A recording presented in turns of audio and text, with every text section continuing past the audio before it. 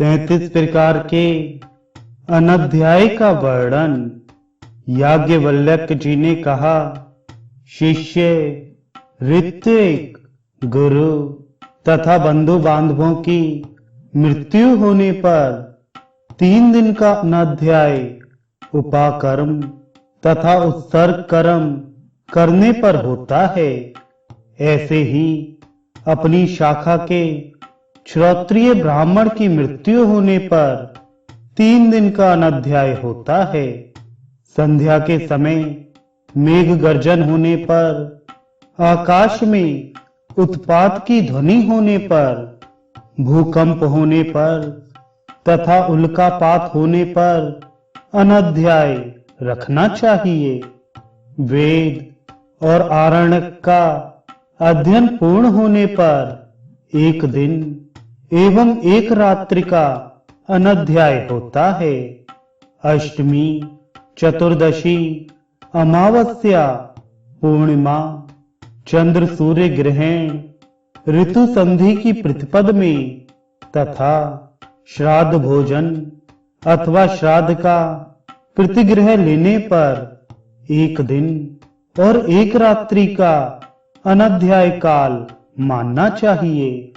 पशु, मेढक, नेवला, कुत्ता, सर्प, बिडाल और सुअर के बीच में आने पर तथा शक्रध्वज के अवरोपण का दिन आने पर एवं उत्सव का दिन होने पर भी 1 ही दिन रात्रि का अनध्याय काल होता है।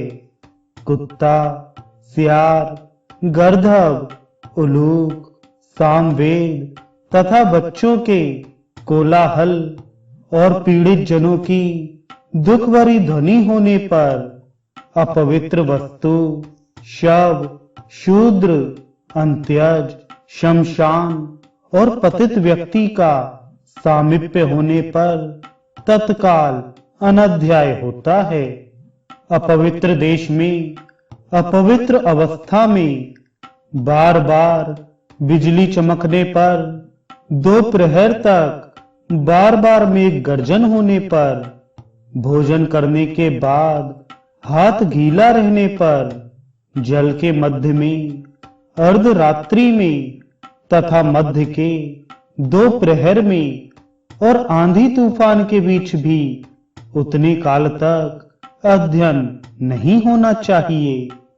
दिग्दहा होने पर, उत्पात जैसी धूल की वर्षा होने पर, संध्याकालीन कोहरा होने पर अथवा चोर, राजा आदि के कारण होने वाले उपद्रवों के समय में तत्काल अनध्याय होता है।